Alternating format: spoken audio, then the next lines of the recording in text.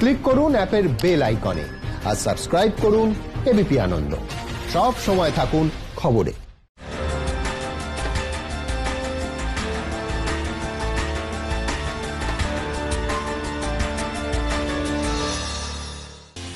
নমস্কার, দেখছেন এবিপি আনন্দ। আপনাদের সঙ্গে আমি শুভ্রজিৎ। শুরু করছি আমাদের এই বিশেষ অনুষ্ঠান। দেখুন, এই মুহূর্তে দাঁড়িয়ে এই আলোচনা আপনার আমার প্রত্যেকের কাছে ভীষণ গুরুত্বপূর্ণ, সবার কাছেই গুরুত্বপূর্ণ। তার কারণ আপনাকে, আমাকে, আমাদের প্রত্যেককে এই সমস্যার মধ্য দিয়ে যেতে হচ্ছে প্রতিদিন। মূল্যবৃদ্ধি এবং বাজার দর। আর এখানে বিরোধীরা প্রশ্ন করছে, তাহলে টাস্ক ফোর্স করছেটা কি?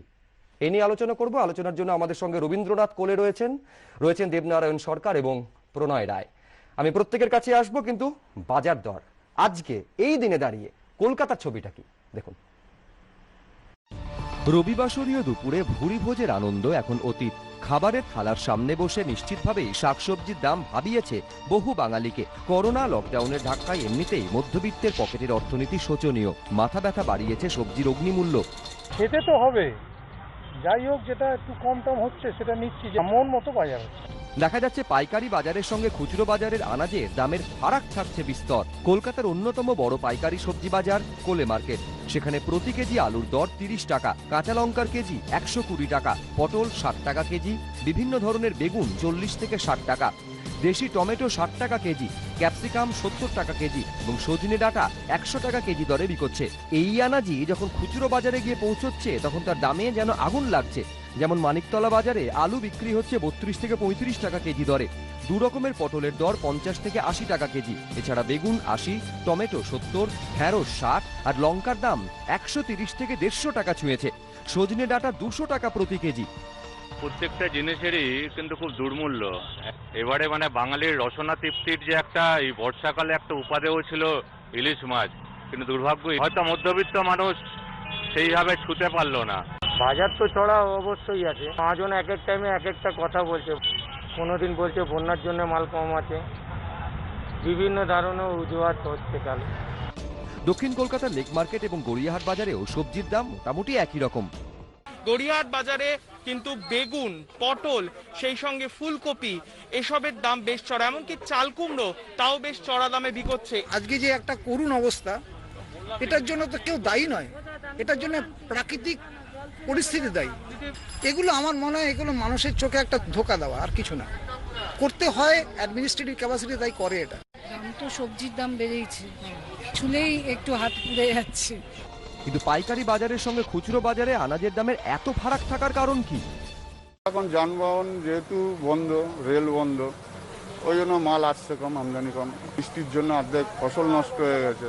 অটোমেটিক ক্রাইসিস তো একটা হবেই। ভাবছেন দাম যতদিন না কমে স্রেফ ভাত ডাল আলু আর ডিম সেদ্ধ খেয়ে চালিয়ে দেবেন, কিন্তু সেখানেও সংকট। কলেজ স্ট্রিট সহ কলকাতার বিভিন্ন বাজারে মুরগির ডিমের দাম 11 থেকে 12 টাকা জোড়া। ও তো 10-12 দিন আগে দাম কম ছিল, 9 টাকা 10 টাকা চড়া ছিল। গাড়ি কম বেশি আসে, ওই জন্য গাড়ি দাম বেড়ে যায়। উত্তরের মানিকতলা অথবা কলেজ স্ট্রিট বাজার, গত এক সপ্তাহে হুহু করে বেড়েছে কাঁচা সবজি বাজারের দাম। ক্রেতারা বলছেন মন পুষিয়ে বাজার হচ্ছে না।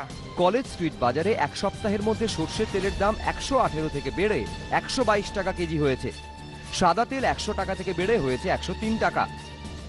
এক মাস ভিতরে সর্ষের তেলে 5 টাকা লিটারতে বেড়ে গেছে, আর সাদা তেলে 3 টাকা 4 টাকা করে প্রত্যেক দিন বাড়ছে। মোটামুটি এখন ডিস্ট্রিবিউটাররাই খেয়ে নিচ্ছে পুরো মালটা। 120 টাকাতে নিয়েছিলাম, এখন 122, 124 কেন হয়ে গেছে। কলকাতা ও জেলার বাজারগুলোতে লাগাতার পুলিশি অভিযানের পরেও দাম বাড়ছে আলুর।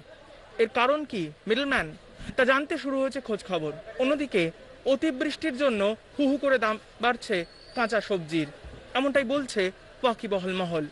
কিন্তু ডিম অথবা ভোজ্য তেল, তার দাম বাড়ছে কেন? এ সম্পর্কে সম্পূর্ণ অজ্ঞাত ক্রেতা বিক্রেতা দুপক্ষই। ক্যামেরায় পিকু দাসের সঙ্গে ঋত্বিক মণ্ডল, এবিপি আনন্দ। দেখুন, একজন চাষি যে দামে বাজারে তার উৎপাদিত সবজি বিক্রি করেন এবং আমি আপনি খুচরো বাজার থেকে যে দামে কিনি, এই দুই দামের মধ্যে বিস্তর ফারাক। অনেকে বলছেন এর কারণ হচ্ছে মধ্যস্বত্ব ভোগীদের দাপট, বা চলতি কথা যাকে বলে ফোড়ে রাজ। আমরা এই সংক্রান্ত আরো প্রতিবেদন আপনাদের সামনে তুলে ধরবো, কিন্তু শুরুতেই আমি যাব রবীন্দ্রনাথ কোলের কাছে। রবীন্দ্রনাথ বাবু, একে হচ্ছে করোনার প্রকোপ, তার উপর অর্থনীতি কার্যত গোত্তা খেয়ে পড়েছে, তার মধ্যে বাজারের এই হাল। মানুষ খাবেটা কি? বিরোধীরা প্রশ্ন করছে টাস্ক ফোর্স করছেটা কি?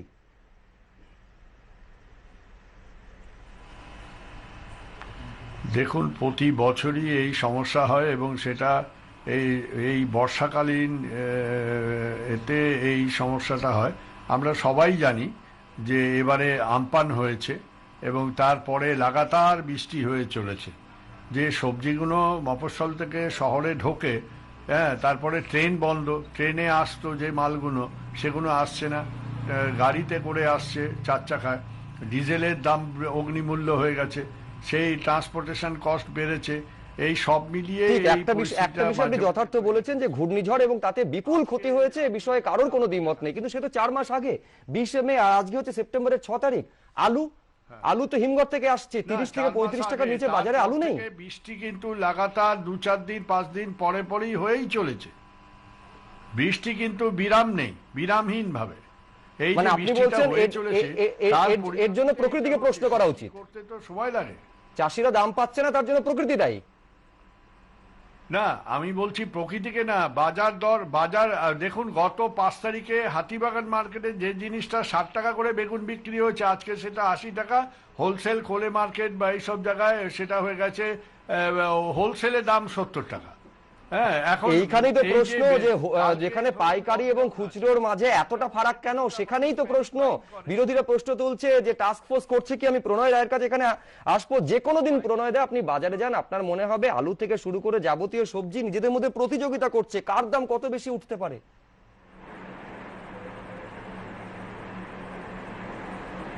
দেখুন, এই রাজ্যের মাননীয় মুখ্যমন্ত্রী প্রায় গর্ব করে বলেন যে এই রাজ্যের 10 কোটি মানুষকে নাকি 2 টাকা কেজি করে চাল খাওয়াচ্ছেন উনি। এখন কেন্দ্র যে চালে 29 টাকা ভর্তুকি দেয়, সেই সংখ্যাটা যত বেশি দেখানো যাবে তত ভর্তুকি আসবে। কিন্তু যে 2 টাকা কেজি চাল পাচ্ছে, সে যদি মনে করে ফ্যান ভাত একটু আলু সিদ্ধ দিয়ে কাঁচা লঙ্কা দিয়ে মেখে খাবে, আলুর দাম হচ্ছে 30 থেকে 35 টাকা, পেঁয়াজের দাম 25 থেকে 30 টাকা, লঙ্কার দাম 150 থেকে 200 টাকা কেজি। এইটা হচ্ছে পশ্চিমবঙ্গের বাস্তবতা। আর উনি যে কথাগুলো বলছেন অন্যগুলো ঠিক বলছেন, কিন্তু আমি শুভ্রজিৎ তোমাদেরকে অনুরোধ করব, একদিন একটা স্টিং অপারেশন করো। তারকেশ্বর থেকে একটা ছোট হাতিতে মাল নিয়ে তুমি মানিকতলা বাজারে আসো, গাড়িটিকে কতবার কত জায়গায় তোলা দিতে হচ্ছে, খালি এইটুকু স্টিং অপারেশন তোমরা জনগণকে দেখিয়ে দাও, তাহলেই বোঝা যাবে যে মাঝখানের এই যে মধ্যসত্ত্ব ভক্তিরা তারা কেন এত বেশি দাম নিচ্ছে। এই যে তোলাবাজি, এই তোলাবাজির কথা তো মাননীয় মুখ্যমন্ত্রী স্বীকার করেছেন। তিনি প্রশাসনিক বৈঠকে পুলিশকে বলেছেন পুলিশ টাকা তুলছে। রাজ্যের মুখ্যমন্ত্রী জানার পরেও সবজির গাড়ি পুলিশ ধরে না, কোনো তোলাবাজি হয় না। আপনি জানেন না বলে বলছেন, স্পেসিফিক নির্দেশ দেওয়া আছে, এটা না জেনে বলছেন আপনি। এ ব্যাপারে মুখ্যমন্ত্রীর স্পেসিফিক নির্দেশ আছে যে সবজির গাড়ি এক একটা গাড়িতে 5 জন 6 জন করে আসে, সেখানে এসব করা যাবে না। এটা ডিজি কে বলে দিয়েছেন আমাদের সামনে। তারপরে কোনো গাড়ি এইভাবে আসে না। আপনারা সব আজগুবি কথাবার্তা বলতে হবে না। প্রাকৃতিক যে আমাদের ওপেন মার্কেটে এই সমস্যাগুলো মাঝে মাঝে আসবে, তার মোকাবিলা রাজ্য সরকার করছে। আপনি যে কথাগুলো বলছেন একদম সম্পূর্ণ বাজে কথা। আমি এখানে একবার দেখাতে চাইবো তোলাবাজি হচ্ছে না, যদি হয়ে থাকে সেটা সরকার দেখছে নাকি দেখছে না, সেটা নিয়ে একটা বিতর্ক রয়েছে। যেমনটা দাবি করছেন প্রণয় রায়, পাল্টা দাবি করছেন রবীন্দ্রনাথ কোলে। কিন্তু রাজনীতি, এই সবজির দাম, যাবতীয় বাজার দর যেভাবে প্রতিদিন বেড়ে চলেছে, রাজনৈতিক তরজা সেটা নিয়েও সমানে চলছে। দেখুন,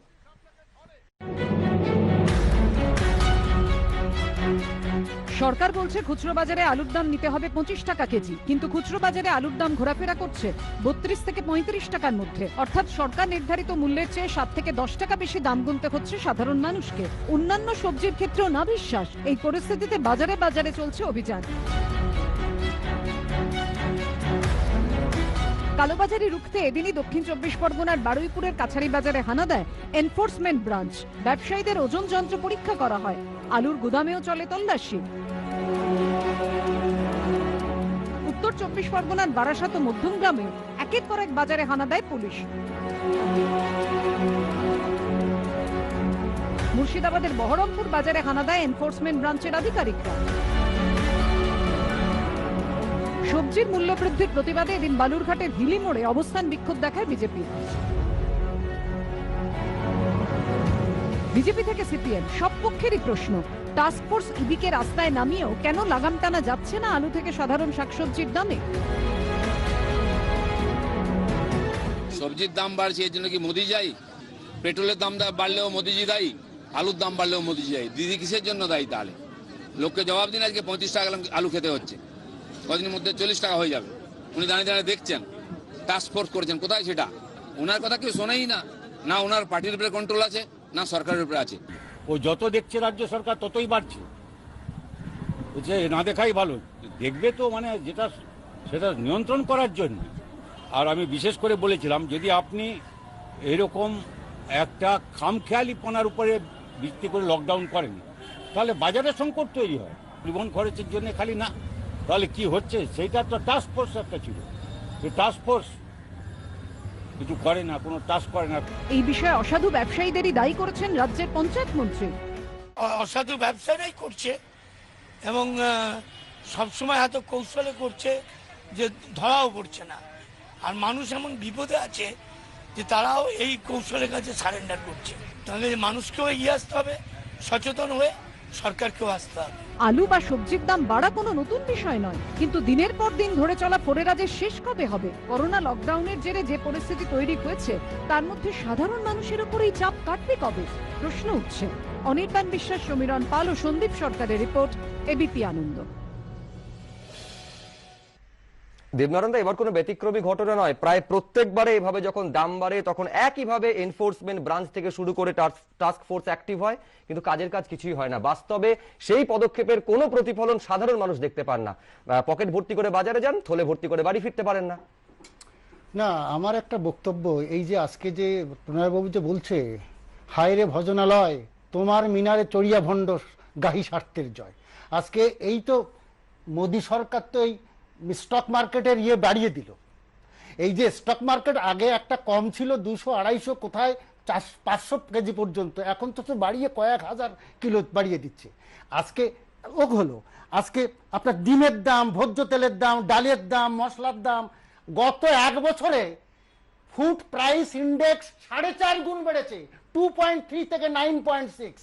এর মধ্যে দেখুন, সাধারণ মানুষের ফুড প্রাইস ইন্ডেক্স সম্পর্কে কতটা বোঝে আমার জানা নেই। বাজারে গিয়ে জিনিসটা দামটা আয়ত্তের মধ্যে আছে কিনা। সরকার যদি আজকে বলে যে হাত ধুয়ে ফেলে, আজকে কেন তেলের দাম বাড়ছে, একটু আগে ডালির দাম বাড়ছে, মশলার দাম বাড়ছে, মাংসের দাম বাড়ছে, প্রণয় রায় দাম বাড়ছে, প্রণয় রায় সরকারের জন্য।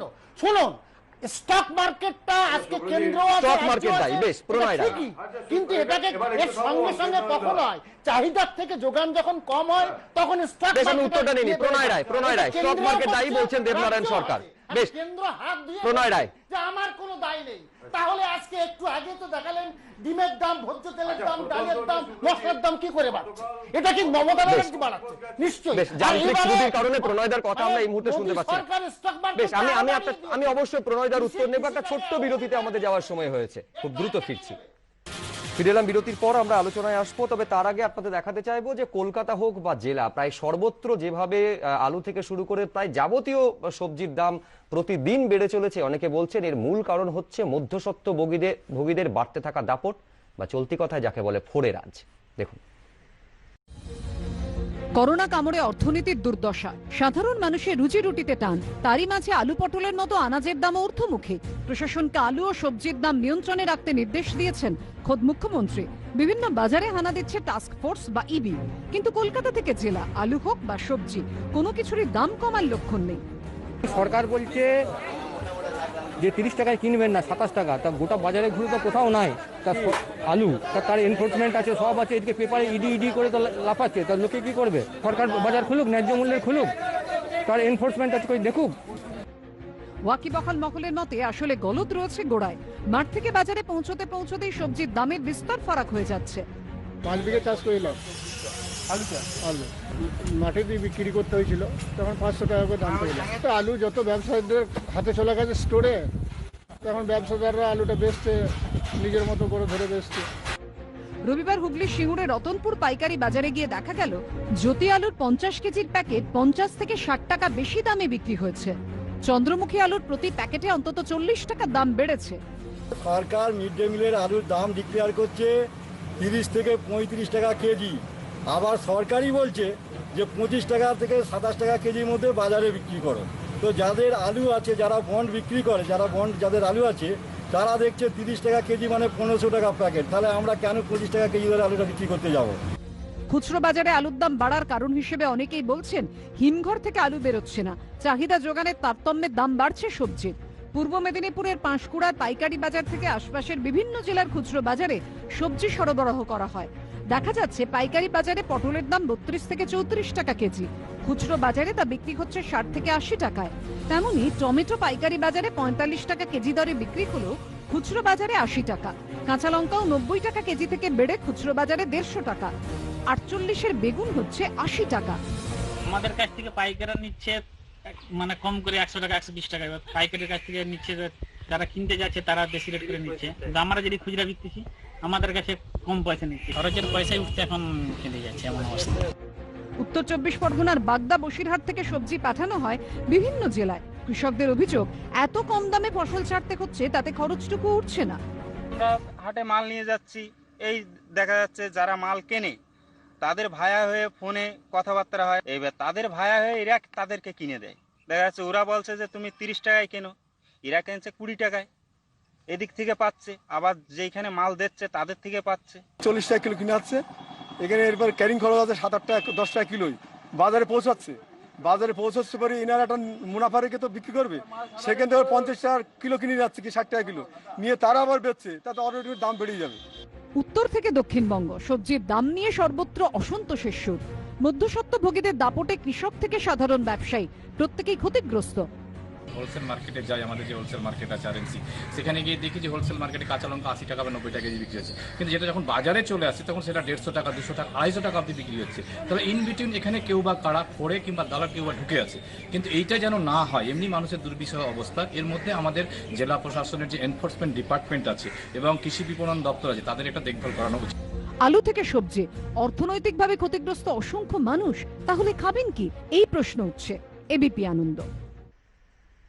আমি সবার কাছে সময় যেহেতু সীমিত, খুব ছোট্ট প্রতিক্রিয়া নিতে চাইবো যে সুরাহা কোন পথে, কারণ এই সমস্যার মধ্যে যে কোনো রাজনৈতিক দল, যে কোনো শ্রেণীর মানুষ একই সমস্যার মধ্যে দিয়ে প্রতিদিন যাচ্ছেন। প্রণয় রায়।